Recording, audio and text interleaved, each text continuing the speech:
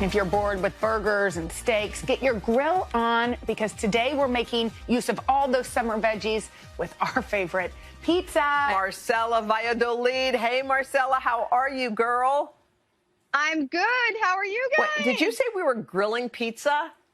We are. This is actually something my husband does. I usually make the pizzas and he grills it. But for this segment, I'm going to do all the work. Wait, look who just walked in, by the way. Marcela. Oh, this is Anna. And I told your producers, I was like, there's going to be dogs, there's going to be kids, there's going to be mismatched pajamas. It's called working from home, but I bet she loves this pizza too. She does. She does. So let me make it for you guys real quick. I started with the dough already. I purchased it. I'm not going to make it. Yeah. Philip is really good at making dough, but I can't deal. So I just have my dough that I rolled out. The most important part is like where you assemble it. So you want to make sure you do it on the pizza peel and that it has plenty of cornmeal so it doesn't stick to the peel, because then you won't be able to push it onto the grill. Yes. Okay. So then we're going to do, hold on, banana. Then we're going to do our tomato sauce. Okay. The tomato sauce. Does she want to help? Do the tomato sauce? Yeah, go ahead and do the tomato sauce real quick. Thanks, buddy. And then we have all of these things from the garden. That's fun. We got it. Okay. I think Dad's going to have to come and grab Anna. We understand the feeling. Goodbye, Anna. Live TV. Bye-bye. You didn't see that. No, it was a quick exit. It was a quick exit. So we got our tomato sauce. And then we've got our cheese. We hear Anna being taken away. We hear. We hear. We know the sound. Yep. Okay, so you put on your cheese. And then we got the cheese. Oh, I feel so bad. She gets fresh pizza at 8 a.m. San Diego time, so I think she'll live. Exactly. Okay. And then we've got these beautiful squash blossoms that are from the garden. Everything happening on this pizza, vegetarian pizza. Everything is from my garden. If I turn the camera that way, I have a 1,400 square foot edible garden with like the produce basically that I grew up with in Mexico. So I've got the squash blossoms. Beautiful. And then these are some squash from the garden as well. We're going to add those just like that. Also tomatoes from the garden. I have 3 varieties right now. I have sun-kissed, I have red cherries and black tomatoes, and I just have them and I put them on there. And then I also do this thing where I make a walnut pesto. And for traditional pesto, you use pine nuts, but walnuts are so much cheaper. So basically in the processor, it's Parmesan cheese, handful of walnuts, 1 huge garlic clove, pesto. This is from my garden, but just pesto from the market, and olive oil. Whirl it up in the processor and add salt and pepper, and you've got the most delicious pesto, and it makes a great topping. I add it before. Oh, so it's I throw the pizza on the grill. Right in. Delicious. Totally. And then my secret weapon for this, ladies, is za'atar, which is a Lebanese spice that's got like sumac and sesame seeds and salt, and it's really delicious. I don't know if you can see it. It's like this powdery stuff with sesame seeds. And I sprinkle it over the top. One of the things I learned in culinary school is that visible garnish is so important. Like, you don't want a pale pizza with, like, no seasonings on the top. Yes. So the za'atar kind of gives you that beautiful, look at that. So then you put that baby on the grill? So let me show you. This is what it looks like raw. So you throw that baby on the grill. Oh, good job. See how that just slid on there? It's because of the cornmeal. So how long do you cook it? It's about at 500 degrees for like 7 or 8 minutes. So it does take, or maybe a little bit high. Philip is like, no, it's higher. It's higher. Okay, so it's like 600 degrees. So it hangs in there for a good 8 minutes. And then this is what it looks like, you guys. We literally have been firing up the grill since like 5 o'clock in the morning. This is our pizza. Oh, that looks and you get the squash blossoms and the pesto. Thank you, and the Marcela. whole thing. Beautiful. Enjoy. Thank you for getting up so early for us, and thank your daughter. Yes, tell her, your husband. Thank you. Enjoy the pizza. All right. Thanks, you guys. Bye, honey. Bye. See ya. To get this recipe, go to today.com/food. All week long, we've been taking you around the world with our Taste of Travel series. We're in Ireland and then Paris, Mexico, Hong Kong, and today we say arrivederci with a stop in Naples. Italy is known for its Renaissance masterpieces, impeccable fashion, gorgeous canals, and of course the incredible Vatican. But it's Naples that is known for its art, architecture, beaches, but most importantly, guys, we have to admit, it is the birthplace of pizza. Okay, here in the U.S., pizza and Friday nights go hand in hand. Americans consume about 40 pies a person per year. I think we can account for many of those. So if you're looking to make a homemade pizza tonight, you're in luck. Alessandro Condurro, he's the owner of this wonderful pizzeria right in Naples. What's the name of your pizzeria, Alessandro? Hello, Jenny. It's a great pleasure for me to have you here. It's a great pleasure for me to welcome in Naples. The name of my pizzeria is L'Antica Pizzeria da Michele, known all around the world as the Holy Temple of Neapolitan pizza. The Holy Temple. I like it. So what makes a Neapolitan pizza so unique? The Neapolitan pizza is so unique, it's different from the other pizza for two reasons. First reason is that our crust has these tiny embendings. They used to fold just like a wallet. In Neapolitan, we say pizza portafoglio, wallet pizza, and they put it on go. The second reason is that there's no any ingredient that cover the others. We make tomato, fior di latte cheese, oil, and they do one taste of pizza. There's taste of pizza. We mix together all the ingredients in a real sweet way. Okay, well, will you just show us, because we miss traveling, your beautiful street, and then you're going to show us how you did it. Will you show us your beautiful street? Yeah, the beautiful street is that. We're in Forcella. Forcella Street is a popular street on Naples. Now there's not too many people. Maybe they're sleeping, or maybe they are in the office working. And now we are outside from L'Antica Pizzeria da Michele. Here is the stop. Alessandro, I like looking at Italy, whether it's a stop and start and on your iPhone. But you're going to show us, Alessandro, how to make pizza. This is how it's done. Take a look. We'll be right back with you at the other side. The family business started in 1870 when my great-great-grandfather Salvatore Condurro started to sell pizzas to the people in the streets. That was the first example of street food. My great-grandfather opened this pizzeria in 1904 and became the Holy Temple of Neapolitan pizza.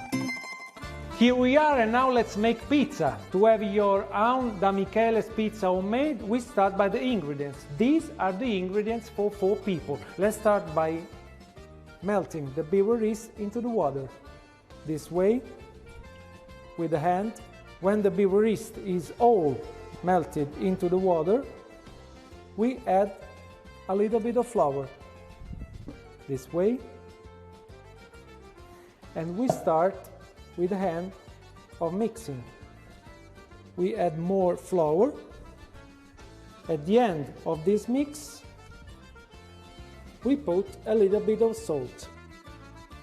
And after 20 hours of leavening, this is the result, 4 balls of dough. Now let's start to make pizza. This way, I push the dough from outside to inside. I roll it, then I put off all the flour downside, and I start to stretch the dough. When the dough is stretched, I put 2 spoons of tomato in this circular way. Then the fior di latte cheese, this way, oil, also in a circular way, a little bit of pecorino cheese, and some leaves of basil. Now we're ready. And let's go into the oven. By using the wooden shovel, put the pizza in the wood oven with a temperature of around 450-480 degrees for about 1 minute. Using the steel shovel, turn the pizza around while putting it back on the same spot to bake it uniformly. Really gorgeous. Alessandro, nobody makes pizza like you. And there it is. And you guys, you don't slice your pizza like we do here in the U.S. How do you guys cut it?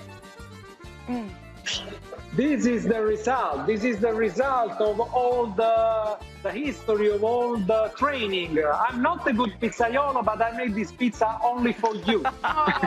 Maybe it's so good. We are so happy to have it. We just wish we could fork eat and it. knife. So this is how you eat your pizza. You don't slice Yes. it. Yes, of course, the better was to cut with the hand, but I don't want to make me dirty, so I had to cut by knife and the fork, and after I can let you see how we eat our pizza.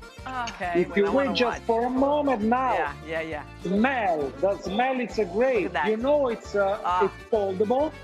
It's really good. How jealous you are now that you cannot eat my Very pizza. jealous. I wait for you, yeah? We will be coming to wait visit for you you as here. soon as we can. Oh, thank you. Oh, Alessandro, thank Yum. you. That recipe, by the way, is on today.com/food. Gorgeous. Gorgeous. We Thank will you so see you much. Thank you. soon. Thank you so much. If you love pizza, you've probably tried to make it at home a few times. What if we told you there is a no-fail way to create the perfect pie? Okay, this guy, celebrity chef Jeff Mauro, says there is, and he should know. He's in town to host, by the way, the ultimate pizza party this weekend. It's at the 12th annual Food Network and Cooking Channel New York City Food and Wine Festival. He's also the co-host of The Kitchen. He's the owner of Pork and Mindy's restaurant.